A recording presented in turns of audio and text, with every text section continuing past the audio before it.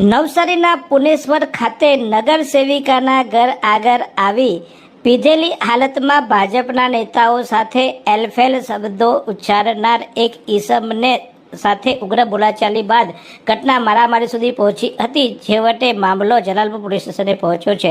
સમગ્ર પ્રકરણની વિગતો જોઈએ તો પુનેશ્વર ખાતે રહેતા ભાજપના એક ચૂંટાયેલા નગર સેવિકાના ઘર આગળ છેલ્લા 3 દિવસથી એક ઈસમ પીધેલી હાલતમાં આવીને ભાજપના નેતાઓ વિશે એલફેલ શબ્દો ઉચ્ચારતો હતો અને નગર સેવિકા સામે પણ ગમે તેવા વર્તન અને આક્ષેપો કરતા હતા.